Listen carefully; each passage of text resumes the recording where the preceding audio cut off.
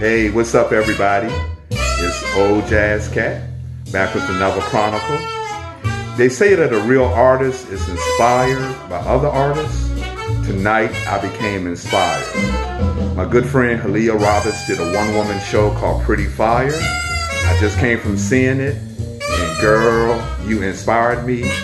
This Chronicle is dedicated to you. In the background, I have the sounds of the Ornette Coleman Quartet. Now, when it comes to creativity, tackling new frontiers, just being extremely different, Ornette Coleman really fits the bill. But anyway, this is the truncated version of Chronicles of an Old Jazz Cat. But I want you to tune in to my YouTube channel. I'm going to supply the link on this post so you can hear the rest of it. So peace and blessings. Stay creative. Anyway, as I was saying, Ornette Coleman was just a fascinating artist. A lot of the jazz police kind of considered him a heretic, going against the grain, because he had this style that he kind of defined it as being formless in a sense, or entropy in a sense. It's been described a lot of different ways.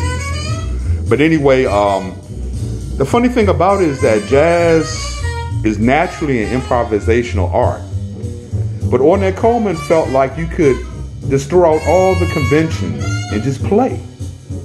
So if you really check his music out, you'll hear a lot of changes in time signatures, just a lot of chord structures that are very different. I'm not a professional musician, so I'm sure a musician could describe it better. But it's been described as being very free. In fact, he was so influential that the artists, the painters at that time, like Jackson Pollock and different people like that, really gravitated towards him. The Beat generation and the artists, the poets that were residing in Greenwich Village at the time, really gravitated towards the Ornette Coleman Quartet, because they felt like they were doing the same thing, something very abstract, something very different. So anyway, the name of this tune is Humpty Dumpty. I'm gonna let you guys check out a little bit of it. Again, it's the Ornette Coleman Quartet. Ornette Coleman was a great tenor saxophonist. Anyway, check it out.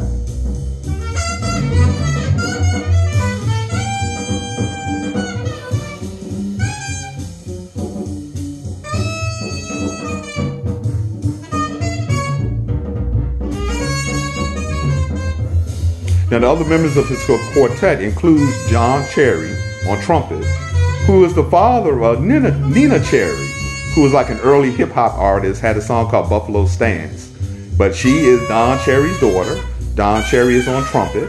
On drums, you have Ed Blackwell, who wasn't the original drummer of the quartet, but he came in a couple years after the quartet was founded.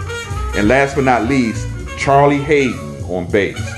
Charlie Hayden is very important because there were very, very few white bassists in jazz at that time. Charlie Hayden happened to be a white guy from, I believe, Arkansas or somewhere like that. But he was very young when he joined the quartet. It was kind of controversial when he did become a member of Ornette Coleman's quartet. But he's a great artist. Charlie Hayden on bass.